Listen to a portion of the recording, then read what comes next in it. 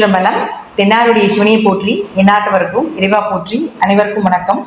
2025 எப்படி இருக்கும் அப்படிங்கிறத நம்ம பார்க்கலாம். இந்த புத்தாண்டுல 4 கிரக பயிற்சிகளாக போகுது.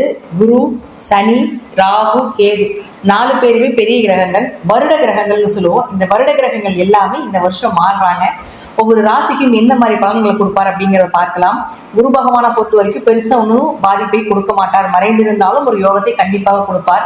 இந்த ராகு வளர்ச்சியை கொடுத்தாலும் ஒரு கெடுதலையும் கொடுத்து ஒரு சம்பவத்தை செஞ்சுட்டு போயிடும். கேது அப்படின்னு சொல்லக்கூடியவர் தடை தாமதத்தை கொடுத்தாலும் கூட உங்களுக்கு என்ன மாதிரி விஷயங்களை கொடுப்பார் அப்படின்னு பார்த்துட்டீங்கன்னா, சைலண்டா செய்யக்கூடிய விஷயம் எல்லாமே கேதுங்க. எல்லாத்தையும் பிரம்மாண்டப்படுத்தி செய்யக்கூடியது எல்லாமே ராகு. வெளிப்படைய சத்தமா செய்யறது எல்லாமே ராகு. கேது சைலண்டா சம்பவம் பண்ணக்கூடியது கேது தான். அடுத்தது சனி பகவான். இந்த சனி அப்படின்னு பார்த்துட்டீங்கன்னா இந்த வருஷம் ஏன்னா இருக்கிறதுல 2.5 வருஷத்துக்கு ஒரு தடவை மாறக்கூடிய கிரகம் அப்படிங்கிறது பெரிய கிரகம் அப்படிங்கிறது நம்ம சனியை சொல்லுவோம். அப்ப சனி பகவான் உங்களுக்கு கும்பத்திலிருந்து மீனத்துக்கு போக போறார். அப்புறம் ராகுவோட இணையக்கூடிய ஒரு 2 மாதங்கள், அதற்கப்புறம் பார்த்தீங்கன்னா 2.5 வருட காலங்கள் அந்த வீட்டுலதான் இருக்க போறார். அப்ப சனி பகவான் என்ன பண்ணுவார் அப்படிங்கிற அனுபவத்தையும் கொடுத்து பாடத்தையும் கற்றுக் கொடுத்து ஒரு ஆசானாக செயல்படக்கூடியவர் சனி பகவான். அப்போ இந்த சனி பகவான், ராகு பகவான், கேது பகவான், குரு பகவான் இவங்க எல்லாம் என்னென்ன செய்ய போறாங்க அப்படிங்கிறத நம்ம ஒவ்வொரு ராசிக்கும் எப்படி இருக்கும் அப்படிங்கிறத நம்ம முழுமையா பார்க்கலாம். மிதுனம் 2024. மிதுன ராசி அன்பர்களே, 4 கிரகங்கள் பயிற்சி ஆகிறாங்க. இப்போ ஃபர்ஸ்ட் குரு பகவான் உங்க ராசிக்குள்ள என்ட்ரி ஆக போகிறார் மே மாசம்.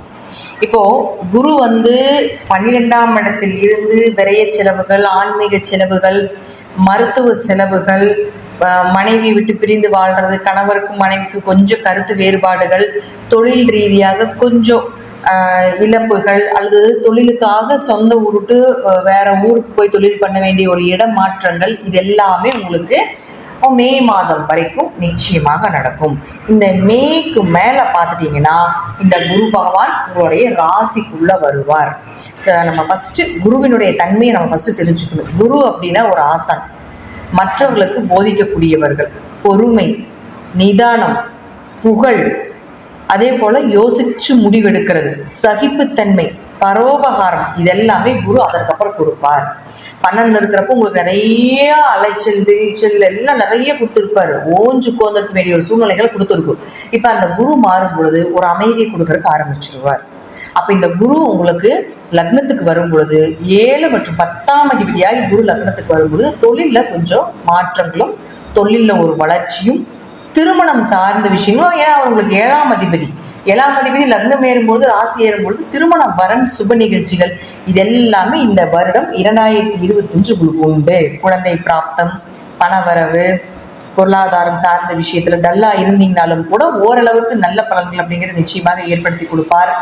10ங்கிறது கர்மாஸ்தானம் அப்படிங்கிறதுனால நிச்சயமாக உங்களுடைய கர்மாவை கழிப்பதற்குண்டான வாய்ப்பை கூட இந்த குரு ஏற்படுத்தி கொடுக்கும் அப்படிங்கிறது முற்றிலும் உண்மை. அடுத்தது பாருங்க, இந்த கேது பகவான். கேது எங்க இருக்காரு? இப்போ 4ஆம் வீட்டுல இருக்காரு. 4ஆம் வீட்டுல ஒரு நிம்மதியே இல்லைங்க. வீட்டுக்குள்ளேயே இருக்க தோண மாட்டேங்குது. நிம்மதியே இல்லை, மனசே சரியில்லை, ஆரோக்கியம் சரியில்லை, மருத்துவ செலவுகள் வந்துகிட்டே இருக்குது. இப்போ உங்களுக்கு ரீசெண்டா இது போயிட்டு இருக்கணும். அம்மாவோட சண்டை, அம்மாவுக்கு மருத்துவ செலவு, அம்மாவுக்கு எனக்கு ஒரே பிரச்சனை, அல்லது தாய் சில பேருக்கு தவறையும் கூட போயிருக்கு, அதையும் கூட நம்ம பார்த்தோம்.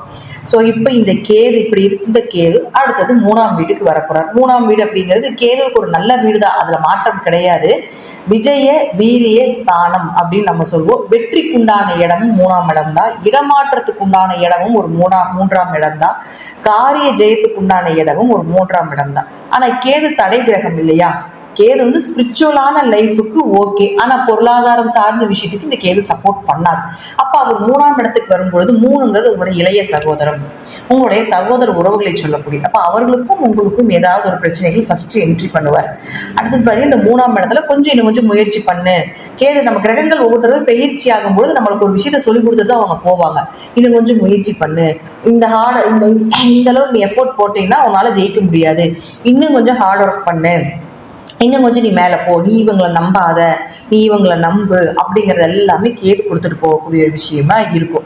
அப்போ 3ஆம் இடம் அப்படிங்கிறது யாரை நம்பணும், நம்பக்கூடாது, என்ன மாதிரி விஷயங்கள் அப்படிங்கிறத தெளிவாக காட்டிட்டு போயிடுவார். அடுத்தது பாருங்க, ராகு பகவான், இந்த ராகு நேரா உங்களுக்கு 10ஆம் வீட்டில் இருந்துட்டு இருந்தார். 10ல இருந்து தொழில கொஞ்சம் வளர்ச்சி கண்டிப்பா கொடுத்துருப்பார். கொஞ்சம் ட்ரெண்டிங்காகவும் நீங்க போயிட்டு இருந்திருப்பீங்க தொழில்ல.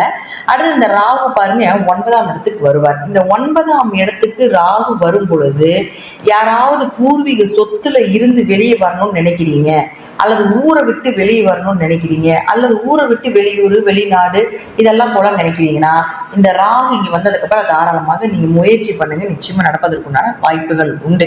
அதே போல 10ல இப்போ ராகு வந்து உங்களுக்கு மே மாசம் வரைக்கும் ராகு கேதுக்கள் இதே இடத்துலதான் இருக்கும். அப்ப மே மாதம் வரைக்கும் அங்க இருக்கும் பொழுது தொழில் வளர்ச்சி உண்டு என்றாலும் தொழில நிறைய அலைச்சலும் இருக்கும், மன போராட்டங்களும் தொழில் ரீதியாக இருந்துகிட்டு இருக்கும் அப்படிங்கிறது முற்றிலும் உண்மை. அடுத்து இந்த ராகுவும் கீழே இறங்கி இந்த சனி பகவானும் மேல ஏறும் பொழுது இந்த மிதுன ராசிக்கு நிச்சயமாக ஒரு தொழில் ரீதியான ஒரு பாடத்தை கற்பித்து கொடுப்பார். அப்ப 10ல சனி வரும் பொழுது நிச்சயமாக 10ல ஒரு பாவி 11ல ஒரு பாவி இருக்கணும் அப்படிங்கிறது முற்றிலும் உண்மை. அப்ப 10க்கு பாவி வர போறாரு. அப்ப 10ல முதல்ல ஒரு பாவி இருந்தார், இப்ப மீண்டும் ஒரு பாவி சனி வரும்பொழுது தொழில பிரச்சனைகள் இருக்காது. அப்ப தொழில் ரீதியாக உங்களுக்கு அப்படியே மூவ் ஆயிட்டே இருக்கும். தொழிலே இல்லாம இருப்பவர்களுக்கு கூட சனி உள்ள என்ட்ரியான இதான்பா உன் தொழில், இதை பிடிச்சுக்கோ, இதுதான் தொழில் இருக்கக்கூடிய சூட்சுமங்கள், இந்த சூட்சுமத்தை பிடிச்சு நீ வெற்றி பெறு அப்படிங்கிற நிறைய விஷயத்த சொல்லி கொடுத்துரும். சனி பகவான் அனுபவத்தை கொடுக்கக்கூடியவர்.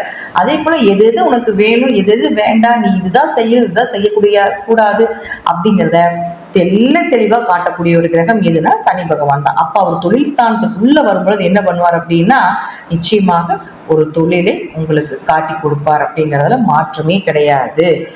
இந்த தொழிலை பிடிச்சுக்கோங்க. அடுத்த சனி இங்க மாறும் பொழுது மிகப்பெரிய லாபத்தை கொடுப்பார் அப்படிங்கிறதுல மாற்றம் இல்லை. இப்போ தொழிலை கத்துக்கோங்க அப்படிங்கிறதுக்கு மட்டும்தான் சனி உள்ள என்ட்ரி ஆவார் அப்படிங்கிறது உண்மை. தொழில் தெரிஞ்சவங்களுக்கும் இன்னும் மீண்டும் ஒரு 2-3 பிரான்ச்சஸோ அல்லது 2-3 பயிற்சிகளோ அல்லது ஏதாவது ஒன்று இன்க்ரிமெண்ட்டோ ஏதோ ஒன்று உங்களுக்கு நிச்சயமாக பண்ணி கொடுப்பார் அப்படிங்கிறது தான் முற்றிலும் உண்மையான ஒரு விஷயம். மிதுன ராசியை பொறுத்த வரைக்கும் இந்த 2025ஆம் ஆண்டு ராகு கேதுக்கள் மூலமாக உங்களுக்கு ஒரு நன்மைகளை கொடுக்கும். ஆனா சொந்த ஊர்ல இருந்து வெளியே ஏதாவது போகணும் அப்படின்னு நினைக்கிறவங்களுக்கு இந்த ராகு கேதுக்கள் நிச்சயமாக நன்மையை தருவார்.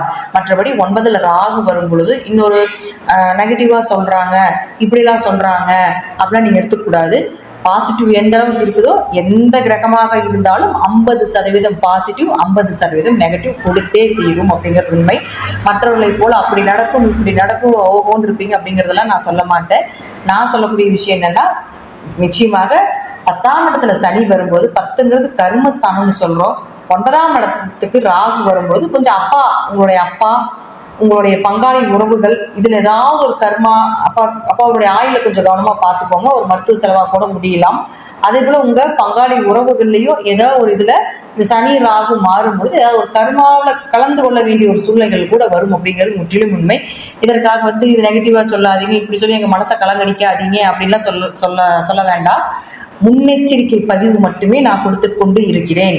இதெல்லாம் வரும், மனதை தேக்கிக் கொள்ளுங்கள். எந்த கிரகமாக இருந்தாலும் எந்த தசாபுத்தியாக இருந்தாலும் உலகம் உருண்டைதான். ஒரு பக்கம் வெளிச்சமாக இருந்தா ஒரு பக்கம் இருந்தா, கிரகங்களாக இருந்தாலும் ஒரு பக்கம் பாசிட்டிவ் ஒரு பக்கம் நெகட்டிவ். இந்த காலத்துல இது வரும் அப்படிங்கிறத நான் முதல்ல சொல்றதுனால நீங்க கொஞ்சம் அந்த விஷயத்திற்கு உண்டான என்ன இது பண்ண முடியுமோ ஒரு வழிபாடுகளோ ஏதாவது வழிபாடுகள் செய்யும் பொழுது நமக்கு பெருசா சிறுசா பண்ணக்கூடிய ஒரு அமைப்பு நிச்சயமாக உண்டு.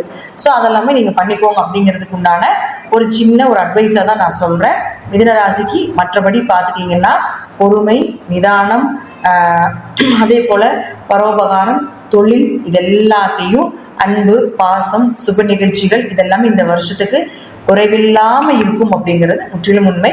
நன்றி. மீண்டும் ஒரு நல்ல பதிவில் சந்திக்கலாம். திருச்சிற்றம்பலம், தில்லையம்பலம், ஸ்ரீ நரசிம்ம திருடிகளே சரணம்.